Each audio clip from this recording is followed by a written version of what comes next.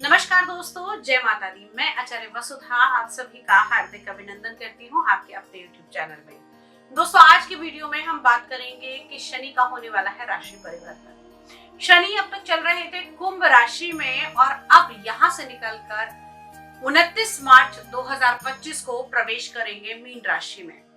हर राशि पर इनका अलग प्रभाव होगा। किसी की 7.5 खत्म होगी तो किसी की होगी 7.5 की शुरुआत, किसी की होगी ढैया खत्म तो किसी की होगी ढैया की शुरुआत। तो आइए आज के वीडियो में जानेंगे कि मिथुन राशि वाले, जी हाँ, जिन जिन का चंद्रमा 3 नंबर में है, उन लोगों के जीवन पर क्या असर होने वाला है इस शनि के परिवर्तन का। लेकिन उससे पहले आपसे अनुरोध करूंगी कि अगर आप चैनल पर नए हैं और चैनल को अब तक आपने सब्सक्राइब नहीं किया है तो प्लीज सब्सक्राइब, लाइक और कमेंट जरूर कीजिएगा और साथ में वीडियो को शेयर भी कीजिए अगर अच्छा लगता है। तो चलिए वीडियो की तरफ बढ़ते हैं। बात करते हैं कैसे हम देखें और जानें कि अगर हमारा चंद्रमा 3 नंबर में है, यानी कि मिथुन राशि है, हमारी चंद्र राशि मिथुन है, तो क्या प्रभाव पड़ने वाला है शनि के इस राशि परिवर्तन का हमारे जीवन पर। तो हम बात कर रहे हैं उन लोगों के बारे में जिनकी मिथुन राशि है, यानी कि जिन लोगों का चंद्रमा 3 नंबर में विराजमान है।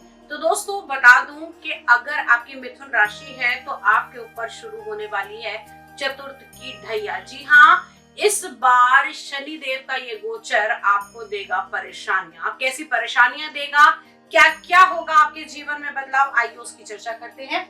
आपकी राशि से चंद्रमा का गोचर होने वाला है दशम भाव में। ये भाव माना जाता है आप लोगों की कुंडली में, काल पुरुष की कुंडली में पैरों का भाव, पैरों के घुटनों का भाव, यही हम कर्म का भाव भी मानते हैं। यहाँ पर हम आपका बिजनेस, आपकी फैक्ट्री, आपका काम धंधा देखते हैं, आपका व्यवसाय देखते हैं। अब यहाँ पर होगा शनि का गोचर। अब भाग्य भाव का स्वामी शनिदेव यहाँ पर आएंगे। अब क्या करेंगे यहाँ दशम भाव में आके? सबसे पहले परेशान करेंगे आपके व्यवसाय में आपकी काम करने वाले कर्मचारियों को। बार बार परेशानी होगी, लोग काम छोड़कर जाएंगे और जब आपको लगेगा कि अब काम कंप्लीट होने वाला है, वही काम आकर स्टक हो जाएगा।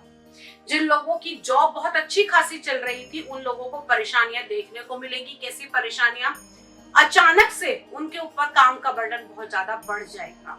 आपकी काम करने की शक्ति थोड़ी स्लो होती हुई दिखाई देगी। यही अगर मैं बात करूं तो इस दशम भाव से हम और भी बहुत सारी चीजें देखते हैं, जैसे कि यहाँ पर अगर आपका कोई अपना बिजनेस है और वो बिजनेस किससे जुड़ा हुआ है, गुरु से जुड़ा हुआ बिजनेस है, तो भी यहाँ पर थोड़ी सी चीजों को आपको और एनहांस करना पड़ेगा। अपने स्टडी मटेरियल को, अपने आप को थोड़ा और बेटर करके तैयार करना पड़ेगा। नई अपॉर्चुनिटीज देगा आपके काम की शुरुआत के लिए।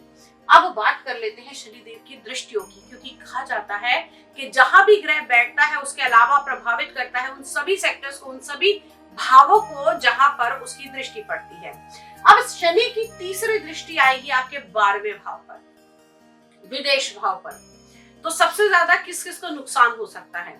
सबसे ज्यादा नुकसान होगा उन लोगों को जो किसी भी प्रकार के सरकारी महकमे में जुड़कर काम कर रहे थे और अगर कोई भी घोटाला किया था या कोई भी परेशानी की थी, टैक्स की कोई दिक्कत हुई थी, तो यहाँ से सीधा ये आपका जेल भाव, आपका कारावास भाव, आपका हॉस्पिटल का भाव, आपके खर्चों का भाव, यहाँ पर जब इनकी दृष्टि पड़ेगी तो वो काले चिट्ठे आपके दोबारा से खुल सकते हैं। अब अच्छा क्या होगा? क्योंकि ये विदेश भाव भी है, तो जो लोग विदेशों से जुड़कर काम कर रहे हैं उन लोगों को नई अपॉर्चुनिटीज इस समय आती हुई दिखाई देंगी।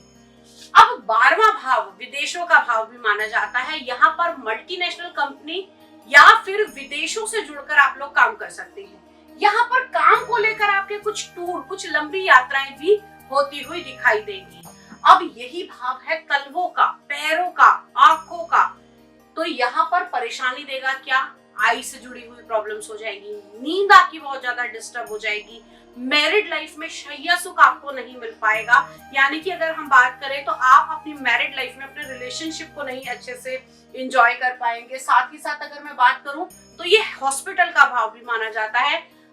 बेवजह हॉस्पिटल के चक्कर लगाने पड़ सकते हैं। उन सब से बचने के लिए आपको मेडिसिन का दान जरूर करना चाहिए। किसी भी जरूरतमंद को अगर आप मेडिसिन दान कराएंगे तो यहाँ से बहुत सारी प्रॉब्लम्स होने वाली आपकी सॉल्व होती हुई दिखाई देंगी। और अगली दृष्टि पड़ेगी इनकी चतुर्थ भाव पर, यानी कि आपके सुख के स्थान पर, आपके मकान के, आपके जमीन के स्थान पर। तो यहाँ पर कहीं ना कहीं परेशानियां पैदा होंगी। आप अगर बहुत लंबे टाइम से कोई गाड़ी खरीदने की सोच रहे थे या कुछ वाहन खरीदने की सोच रहे थे, तो इस आने वाले 2.5 साल में जैसे ही यहाँ पर मंगल भी प्रभावित होंगे, तब यहाँ पर आपके वाहन की दुर्घटना के भी योग बनेंगे। तो थोड़ा सा संभल कर चलिएगा और मंगल के गोचर की शनि के साथ में वीडियोस हमारी देखना बिल्कुल न भूलिएगा। अगला आता है, अगली 10वीं दृष्टि आएगी शनिदेव की आपके विवाह के स्थल पर, यानी कि आपके दाम्पत्य जीवन के, आपके पार्टनरशिप के भाव पर।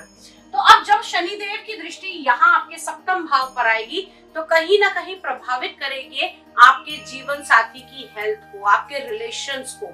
आपके लाइफ पार्टनर के साथ में परेशानियां पैदा हो सकती हैं। जिन लोगों की पहले से अनबन चल रही थी, उनकी बात कोर्ट केस तक पहुंच सकती है।